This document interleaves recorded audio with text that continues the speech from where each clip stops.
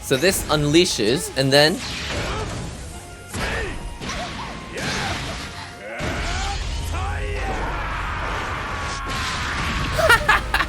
it goes black and white. It literally erases color from the world. Hello and welcome to another NihongoGamer video. Very excited because another DLC character came out on the same day. So we already tried Jita in a previous video, so there should be a link in the description below if you want to check that out. But I've been playing Jita online and I've been playing against people who've playing Soriz. So I don't know very much about this character. I watched like, I don't know, 5 minutes of the episode where he arrives in the anime. So I don't really know enough about him. Essentially, I just looked at his character design. I was like, okay, big buff dude.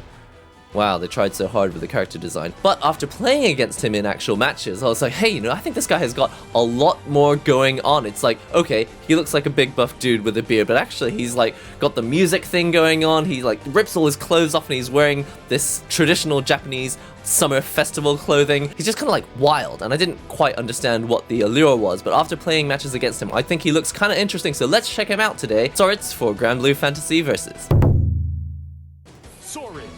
Soriz. Jita. Alright, so this is Soriz. He's already got probably the best music in the game, to be quite honest. But he's also got this mega super, and I don't know which one it is, but I think he like literally just takes all his clothes. Okay, it's not that one, so it's maybe this one?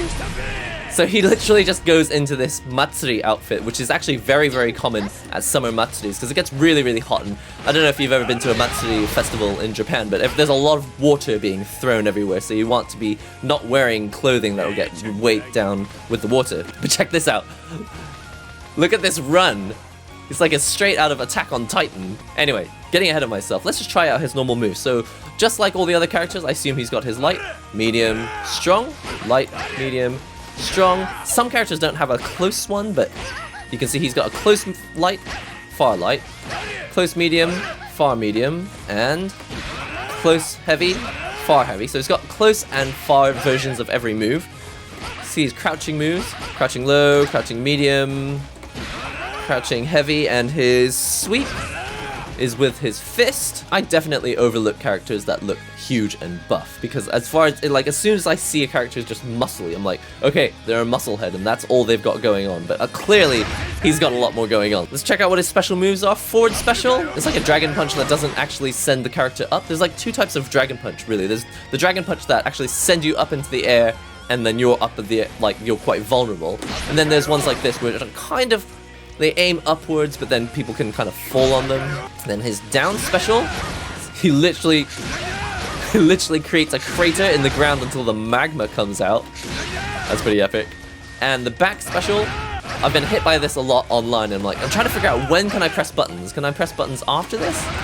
Like, there's always a button afterwards, and I'm like, oh, when's my turn? I want to know when I can press buttons. And in the command list, I can also see he's got his unique button. If I get her to hit me, and I'm getting ready with my thing, I can absorb that with my armor, and I think I can probably counter-attack by doing other stuff after. I don't have to do a counter-attack if I don't want. I can just do the armor, and then I can cancel into this, so hit me. Alright, so going through the command list, I'm already seeing that for each of these moves, he's got the normal version and he's got the transformed version. So I guess that actually changes his move. For example, if I do this move like this, launches him forward.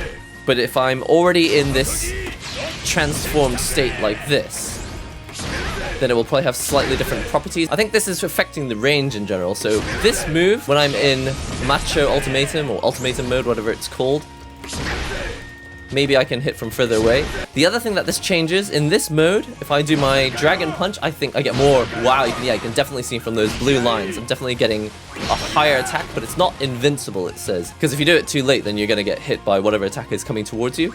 So make sure you do this early, it says. Alright, so this special move can only be extended when you're in Ultimatum mode. So for right now, I can't do extra moves after this. But if I go, if I do Ultimatum, then I can do this.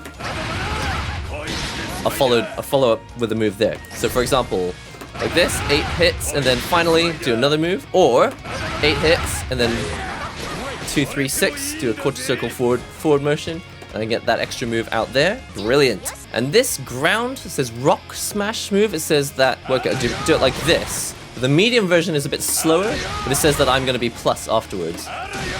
So if your opponent doesn't know which one you're doing, they may try to press a button, and then I'll be like able to follow up with something that they weren't expecting. Interesting. Okay. When I was playing Jita matches last night and I was playing against Soriz, I was just like, when is my turn? When is my turn? It's because he's got these moves that make you think like, okay, it's my turn to press a button. It's like, nope, that's annoying.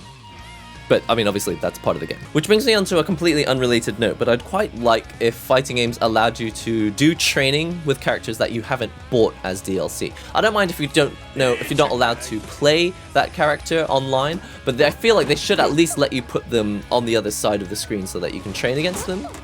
But if they're completely unselectable, then it's just like, oh, I have to buy every character just so I can learn how to play against them. That seems like kind of annoying. I mean, you could watch YouTube videos as well, but you know what I mean, like, I want to be able to lab stuff against them in training mode. Oh, I see. So he's got two supers, but one of them links into another super. I see. So I didn't quite understand this. So I've got my normal super, which just attacks and does these... Whoa! The dragons in the background were cool. Hold on a second. So let's just check out this super again.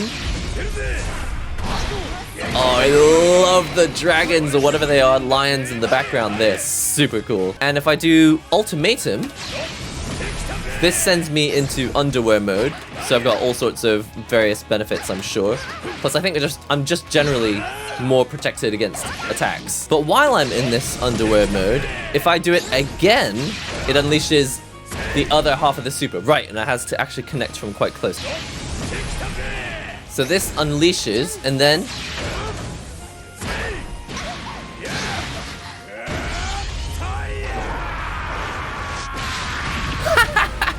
It goes black and white. It literally erases color from the world.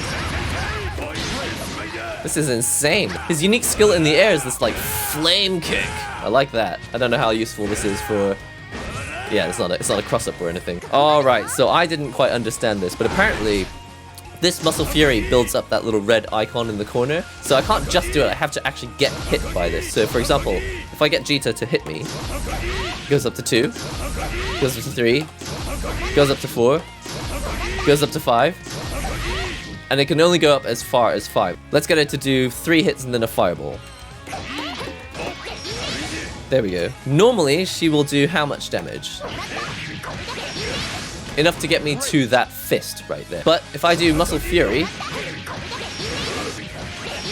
Alright, so I'm level 5 now.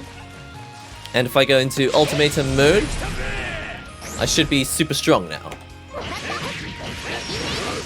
Interesting, yeah, so that did probably 40% less damage because I had all this armor up. For example, if I don't have that up to level 5, it's still on level 1, and I go into Super Ultimatum mode now, then... Yeah, it does more damage.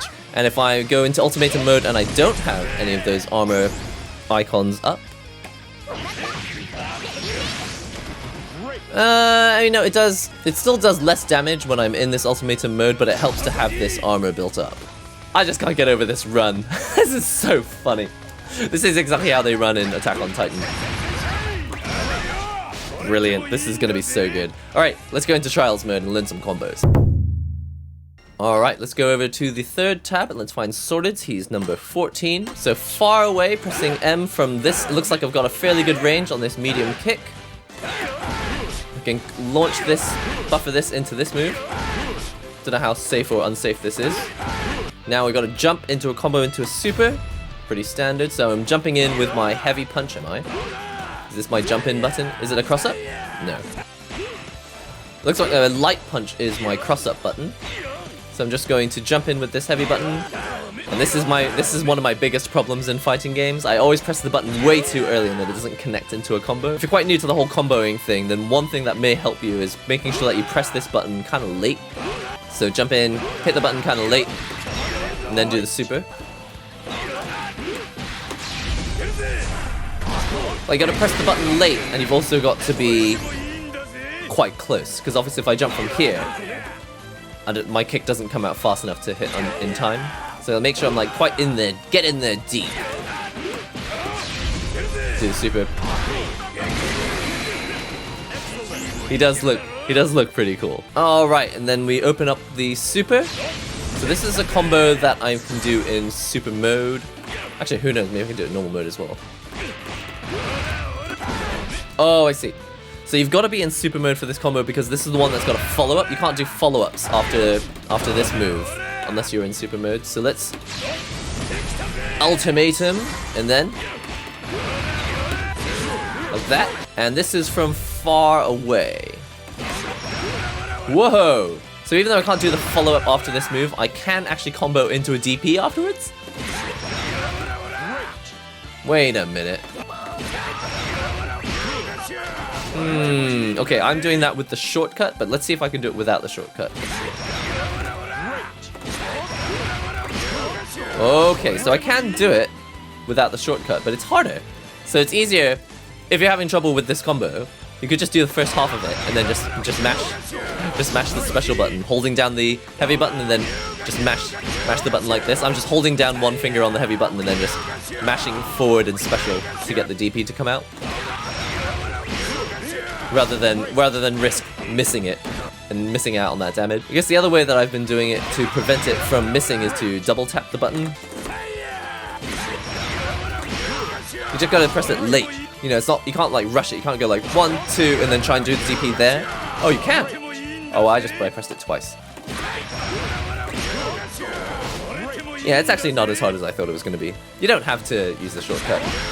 But hey, may as well use the shortcut, unless you really need the DP soon. I don't feel like this is really teaching me how to use this character though. So let's do this from close up. Heavy into the ground smash. Into another close punch into the punch. He really is Attack on Titan, isn't he? And then after that I need to do a close medium. Close medium into this, followed up by that dragon punch. Okay, you got this. Something like that. It's gonna look something like that.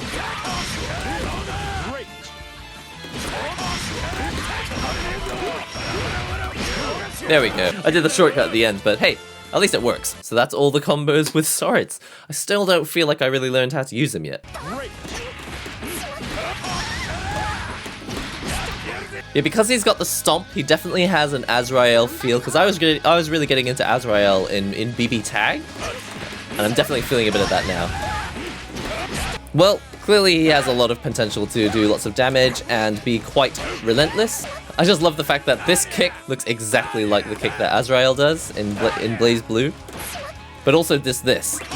Like, he uses his hand, but Azrael basically uses his toe and does pretty much the same move. Alright, so there you have it. That's Soriz. He's kind of he's quite an offensive, relentless character, and it's very difficult to figure out when it's your turn, so you just need to make sure that you know a little bit about this character before you kind of get frustrated trying to figure out, like, why can't I fight back against this character? Which is probably, in my opinion, one of the main things that gets kind of stressful when you're getting into fighting games. I feel like often when you're first starting out, the main feeling is like, wait, when do I get to press buttons? And it's just quite difficult in fighting games unless you've been playing them for a little while. It's like, you have to figure out which times you actually cannot press buttons, and it looks like after certain moves like this, it's like you'd be unwise to be pressing any buttons yourself. Like, I don't know what all the moves are right now, but for example, there will be certain moves where you would be unwise to be pressing buttons immediately after certain moves in that this guy does, because it's not your turn, and I feel like that can be really confusing when you're first getting into fighting games.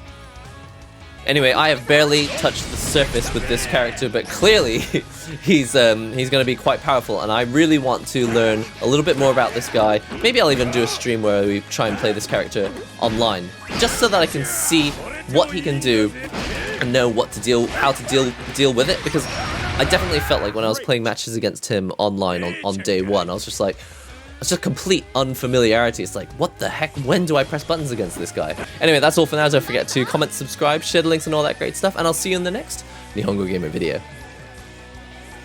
This music is so good.